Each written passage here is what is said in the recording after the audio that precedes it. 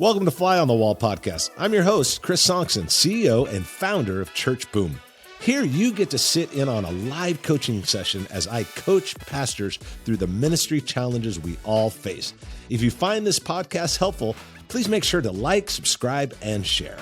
Hey everyone, welcome to the podcast today. We're talking with my buddy Marlando, and he's got a great church up in Washington, and we're talking about how to have healthy and productive staff meetings. It is a great conversation. I'm sure you're going to love it. I want to remind you before we jump into it to check out churchboom.org. We have so many things for you to be a part of, so many ways to enhance and grow your leadership. So make sure you check that out. And hey, let's just jump into the conversation with Pastor Marlando. It's a great one. You're going to love it. And what's on your mind, man? How can I serve you today, Marlando? Yeah, so it's great to be here with you, Chris. You've been coaching us for quite some time, and we just absolutely enjoy it. My first question for you is I want to talk about holding effective staff meetings. Just want to get your insights on really how, to be more effective in those moments with the staff. Yeah, absolutely. Well, it's interesting. Just yesterday I was talking to a church that's just experiencing explosive growth, and we talked about the different kind of when certain things happen, variables happen, maybe you're going multi-site or something like that, how staff meetings change and who's in those staff meetings change. That's good. Yeah, well, because you kind of, when you're a little bit smaller, it's everybody goes to one meeting and that's it. And then as you grow, it gets a little bit different, where maybe it's, okay, we're having a coordinators meeting, and then we're having an executive team meeting. Then if it grows even more, it might be a coordinators meeting, a directional leadership team meeting, and an executive team meeting. It really does depend on the size of the church and how much it's growing. And the question always is as it grows, what meetings does the lead pastor need to be in? What meetings does he not need to be in? So by not being in it, he can obviously have more time on his mission critical and the things that really matter. But I think, so that's kind of an overview. One of the other things is, I don't know if you've ever read the book, Patrick Lenciani's Death by Meeting. It's a great book. Death by Meeting. What a title too. Death by Meeting. Boy, we've all sat in those meetings where I'm like, is this thing ever going to be over? so we've all been there. But you want to. It talks a lot about the different structures of meetings, but also there's times where you're sitting in a meeting and someone in there is wondering, why am I in here? It's a 90-minute meeting, and only 3 or 4 minutes of it applied to me. And that's when you have to start wondering, like, why are they in here? Is this the best place for them? Is this the best use of their time? I think those are questions you have to ask. So it's hard to just say, hey, here's the general rule of thumb, but knowing as you grow, separating out, these are directors or coordinators. This is executive team. This is an admin. So there was a church that I was a while back. We were coaching, and they Church Boom was coaching, and we made a big move on them because they had like 20 people in their meeting, and I'm like, this is crazy. So once a month, you need to have a meeting where it's inspiring. It's filled with vision. Maybe you guys eat breakfast together. You hang out. You celebrate. The rest of the time, it's admin and the coordinators and executive team. But they were trying to do it all in one pool, and that's just not going to work. Yeah. So that's kind of the challenge there with that. And I think you have to be careful to always ask the question, who needs to be in this meeting? Is it adding value to their life? No, that makes sense. I really like that explanation on how you differentiate or make the difference there, on who needs to be in what meeting. Right. And you want to make them meaningful, but think about, again, I do think as you get bigger, there's got to be those times where it's vision casting, celebrating, as I said, but the rest of it is more business and to the point. Yes. But just knowing who needs to be in what meeting, those are really crucial because you don't want to waste people's time. No, you don't. Because there's things that for some people, maybe they can just get a quick email update on just something that applies to maybe their department that they're leading. Yeah, exactly. And so What do they need to be in there for? Now, there are points of you want collaboration. There's points of relationship building. There's points of synergy. We're all together. But it doesn't need to be every week for 90 minutes. And this poor lady over here or this guy over here is like, this has nothing to do with me. Yeah. And that's really what you want to be careful with in those situations. And I do recall from a previous conversation that you and I had in coaching is that we talked about 5 circles. And I think as we grow here at our church, that, okay, here are the circles that I'm really focusing on while the executive pastor is driving these things over here. Yeah. Yeah. And that might be you're focusing on different things, but it also relates to where you're meeting and who you're meeting with and how often you're meeting with them. Yeah. But you want to make them impactful. You want to make them feel like, man, this was good for me. It was good for me to be here. There's synergy. There's energy. I think there always needs to be energy in there. I'm always a big fan of celebrating. I'm always a big fan of applauding. But once you get past all that, you got to think, okay, now you get to business. Yeah. Again, who's in here? Why are they in here? Yeah. Do they need to be in here? And like in our context right now, that business aspect is, okay, we're doing our, we're reviewing the 90-day run. We're reviewing, some mission critical things. How are we doing with leadership circles or apprenticing and Right. those types of things, and really having the executive pastor hold those individuals accountable to meeting those engagement goals. So we call that the engagement report. Yeah. So that lives on the agenda. Yeah, no, that's great. You're going to have those things that live on the agenda for sure. So, yeah, I hope that helps. No, that's but very helpful. Very, as very helpful. as you grow, the thing is people try to keep the structure the same when they grow. So, hey, we're growing, but we're going to keep the structure the same, and you just can't do that. You can't. Like you've heard me say this before. You can't add 20 stories to the Empire State Building and not do something at the bottom. That's true. The structure's got to change, or it's going to Yeah. have some serious issues Yeah. in the long run. It's the same thing here. It's like if we're growing as a church, well, then what structure needs to change? Exactly. And a lot of that is, meetings, who's in what meeting, what's being accomplished in that meeting, who's in what room, who's adding value to that room, all of that stuff.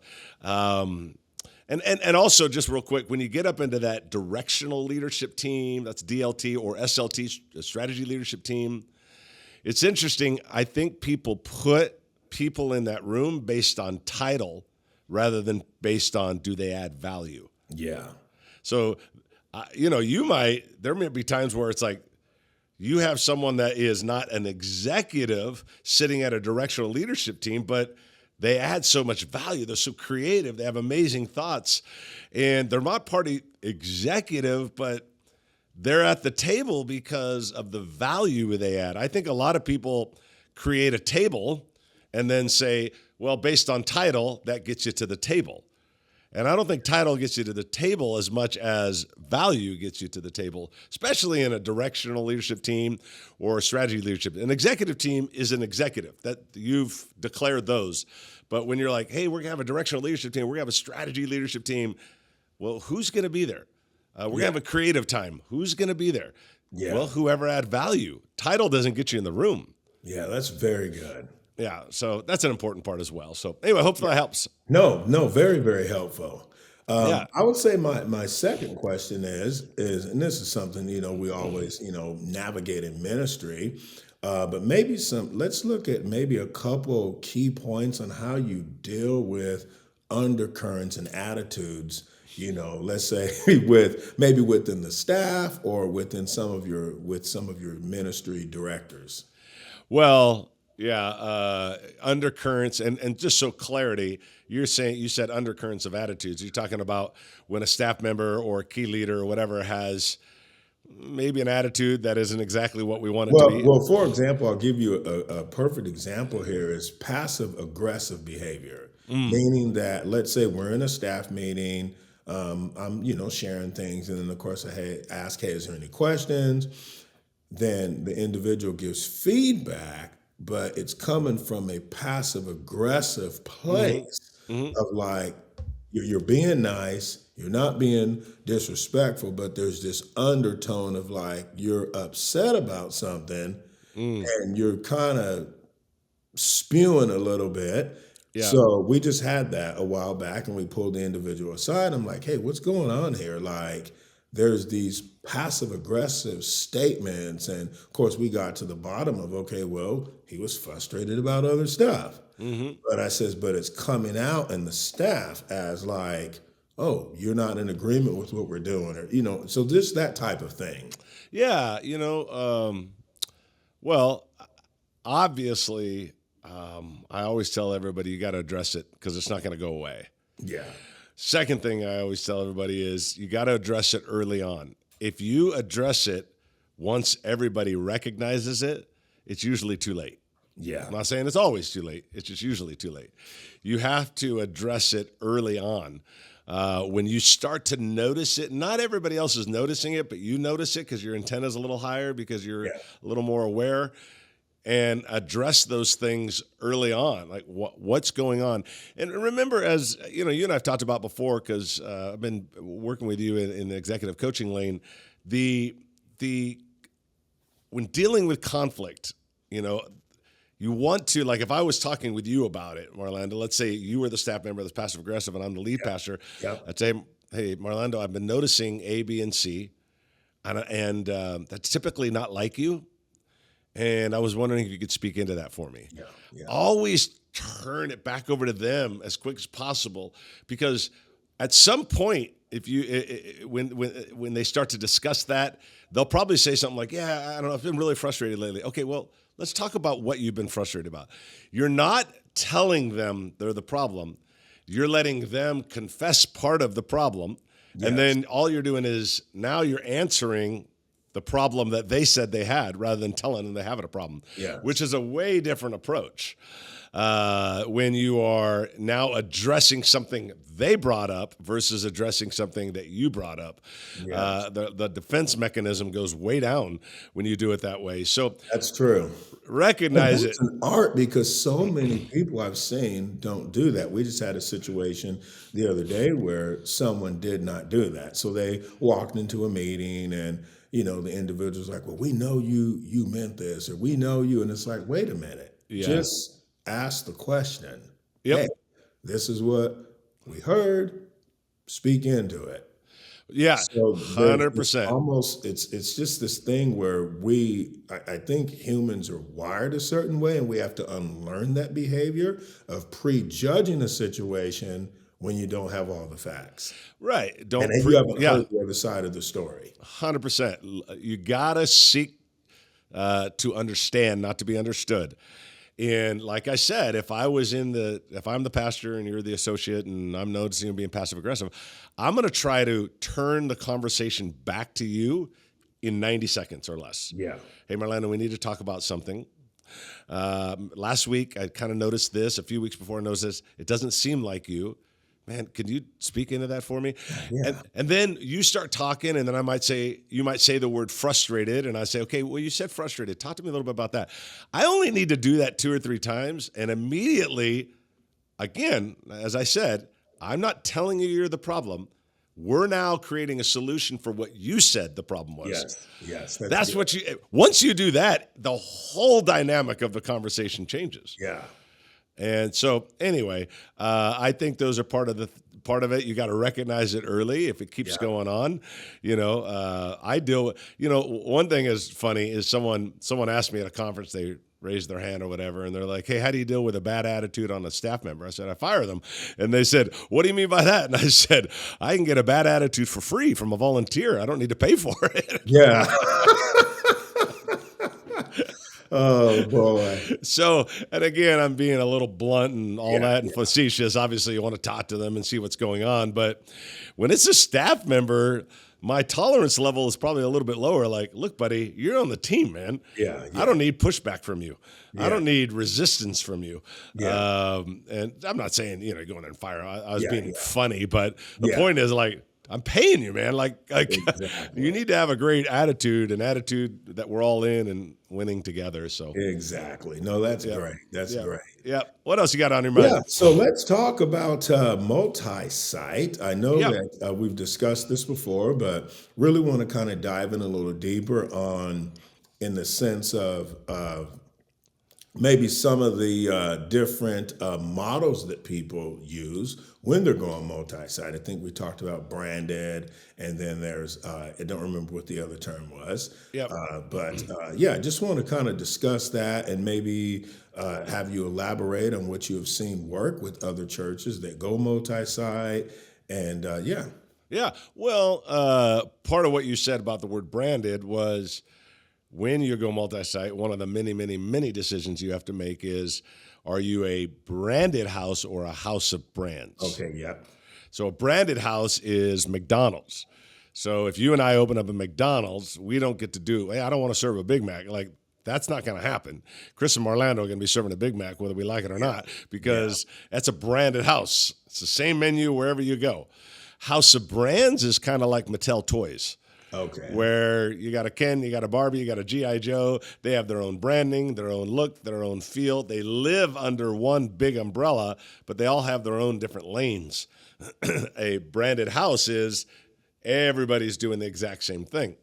So most multi-sites, I would say, are more branded house, yeah, because I do think it creates clarity, it creates alignment, it makes things actually more cost effective. You're not making a video for one campus; you're making a video for 8 campuses, yeah, and so it's more cost effective that way. So those are some of the decisions I think people need to make up yeah, front. yeah, The second thing I talk to people about is, don't do a multi-site because it's popular. Do a multi-site because God's called you to do it and because there's a need. yes, So that's the second thing that I always talk to, or one of the things I always talk to people about. Probably the first thing is God really wanting you to do this? yes, Because there's a lot of mistakes that can be made in multi-site, mhm, and I've made all of them, I think, twice, and so I've done a lot wrong. People always like, "Hey, you got a lot to say about multi-site." I'm like, that's only because of how much we've blown it. But I think we've learned some good ways of doing it over the years and have corrected a lot of things. But the other thing I would say is, where you really, really want to make sure that you've dialed it in are under two issues. One is leadership and the other is resources. yeah, In leadership, I think people in multi-site often are looking for the next campus pastor, when I think you should be looking for the next campus staff. I think that you've got to be raising leaders up through your organization so that you're not launching just with a campus pastor, you're launching with a campus staff. yes, That's an important part. So that's a hugely important part. yeah, The other part is resources. It's finances. yeah, It's expensive and you've got to think through that. You have to not only think through what does it take to launch, but how long before they are financially self-sustaining. In other words, they're running in the black. okay, If they're running in the red, it's like, okay, you expect them to run in the red, but for how long? yes, That can't be forever. And so I always kind of target it that they're running in the black within 2 years or under, okay, and the bleeding should stop. In other yeah, words, if these are the expenses, these expenses, and this is the time frame, when do they intersect? yeah, that's you know, good. or sorry, the income. If this is the income and this is the growth, or the time frame. So 1 year, 2 years, this is the income. Does it intersect at a 1 year, 18 months, 2 years? They need to intersect, Yes, because if they don't, then you're constantly carrying that location. So yeah, leadership and resources are a big part. And last thing I would say is just making sure you're dialed in on who you are and what your systems are. yeah, yeah, It's not a free for all on, hey, this is how we raise up leaders, and this is how we recruit volunteers, and this is how we do A/B follow up. It's not a free for all. It's got to be, no. It's kind of like back to the McDonald's thing. It's yeah, the kind of like, branded, yes, yeah, it's like, this is how we do it. We Yeah. don't, well, I don't want to have a drive-through. Well, sorry, you're going to have one. Yeah. Or I don't want to do this. Well, you're going to do it. There's a way you're going to do it. There's a cup you're going to use. Yes. You're not going to use whatever cup you want to use. And so there's that thing where I think where churches have to have like, okay, what's the strategy? Is it clear? Is it in writing? Can we say this is the, for your church, Sozo Church, this is the Sozo way? Yes, and it simplifies it. It keeps everyone on the same page. 100%. It Yeah. simplifies it, keeps it easy. Everybody's running the same play. Yeah. And I was going to ask you too, with that, have you found that, yes, you obviously launched with the campus team, but is there maybe a certain amount of people that you would want that church to have before you launch that campus? Yeah, and that's a little bit different. The variables are We know sometimes. that 15 people is a Bible study. That's not, Yes. you know what I mean? Yeah, you don't want that. Yeah. So you definitely don't want that. So it could be that there's a church that's struggling. They know you, and they're like, "Hey, we just want to become a Sozo, in whatever city." And you're like, "Okay, well, how many people do they have? And and do we need to infuse them with people?" Everybody's got a different number. The bigger, the better. Yeah. I wouldn't launch it with 50 or less. I would probably launch it with more in the 75 to 100 range. That's my thought process. The bigger, the better, in my opinion. I mean, if you go to people like Hodges, of course, they've got 20,000 people, so they're launching with 200 people. Yeah. But you don't want to launch small. It is really, really hard to launch small. Yeah. It doesn't feel like anything's happening here, and you're 2 or 3 families away from a disaster. Yeah. So closer you can get to that 100 mark, I think is important to do. Yeah, because let's say if half the people were sick one Sunday. Yeah, you're in trouble. Yeah, you got I mean, so today issues. there's 10 people in service because half of them, Right. got the flu. Well, and not only that, even if you launch with a smaller crowd, people come in and they're like, it's not really happening here. It's kind of like, hey, Marlando and Chris went to some, I don't know, some restaurant, some steakhouse or whatever on a Friday night at 7:00, and it seats 200 people, and there's 4 people there. You and I are thinking, there's a problem here somewhere. Something's going on with the food. If you walk in and you're like, there's nobody there, it's like, what's really happening here? Yes, yeah. People feel that way. No, that's true. Yeah, they want the intimacy of a smaller church, but they want to know that something's happening there. Yes, that makes sense. And so you got to have a decent sized crowd to do that. Sometimes if you're a little bit larger of a church and you're drawing in from a lot of people, you can take a certain area that might be 30 minutes away and go, how many people do we have coming from that zip code? Yes. Oh, wow, we've got, 82 people or 108 people coming from that zip code or whatever the number is. I wonder if we did a Sunday night mini service, pop-up service, a little bit of worship and a message. If we could get, and if 5 people show up, problem. If 80 people show up, like, well, that's not bad. Let's do it again next month. Yeah. And then by the 3rd time, you're like, hey, guys, what if we started a campus out here? You can actually test the water prior to going there. That's good. I think I've seen a couple guys do that. Yeah, they're called I'm like, pop-ups, pop-up services. Okay, that's what it's called. I like that. Pop-up services. Yeah, you see if there's any momentum there. If no one shows up, you do it once or twice, no one shows up. I'm doing that with a church right now. They're doing pop-up services. They've done 3. They're probably running 80 to 110 on all 3. And I'm like, okay, we've got something here. Yeah. Now, if they're running 8 to 10 all 3, it's like, nope, we don't have anything here. Yeah. That's a problem. And do you see that pop-up service more in bigger metropolitan areas like a Dallas-Fort Worth region where you have It could be. Or, yeah. It really, yes, but I would push back a little and say, it really depends on the amount you're drawing from that zip code. Okay, that makes sense. So let's say it's like, okay, it's not metropolitan. There's 48,000 people in that town. But for some reason, you've got 140 people coming from that zip code. I don't know how it's happened. And then you hold a pop-up and you got 80 to 90. You're like, we could do something here. Okay, that makes sense. Yeah. It really just matters the numbers. How many people are coming from that area? If that's a strategy a church has, how many people are coming from that area, and then how many can you get to those pop-up services? Yeah, that's really good. Yeah. So leadership, resources, deciding if you're a branded house, a house of brands. And then I always tell everybody, hey, on that first launch, make it good. Yeah. Because you're asking people at the original campus to support this new endeavor they've never done. We better get it right. Yeah. If we don't get it right, now I've opened them and closed them. Yeah. But you got to do that down the road. That first one, you want people like, this is working. Yeah. We got 200 Yeah. people here. We got 800 Yeah. people here. This is amazing. You don't want it to be like, yeah, that flopped, but we're going to try it again. Write another check. Like people don't want to do that. You got stakeholders, Yeah, that's true. and they want to be a part of success. Yeah. So you got to be careful with that on that first one and get it right. Get some Yep. help. Nope, that makes sense. Anything else today? Nope, that's it. All right. Awesome, man. Always great talking with you, man. I love hanging out with you. You got an Yes. amazing church. You always have an amazing spirit, and you and your wife are incredible people. So, man, thanks for hanging out and stopping by on the podcast. All right, buddy. All right. Have a good day. All right, you too. All right, bye-bye. Hey, I hope you enjoyed the conversation with Pastor Marlando. I want to remind you, as always, to check out churchboom.org for all things Church Boom. There's so many things for you to be a part of, so many ways to grow your leadership, you and your team. So make sure to check out churchboom.org, and we will see you on the next Fly on the Wall podcast.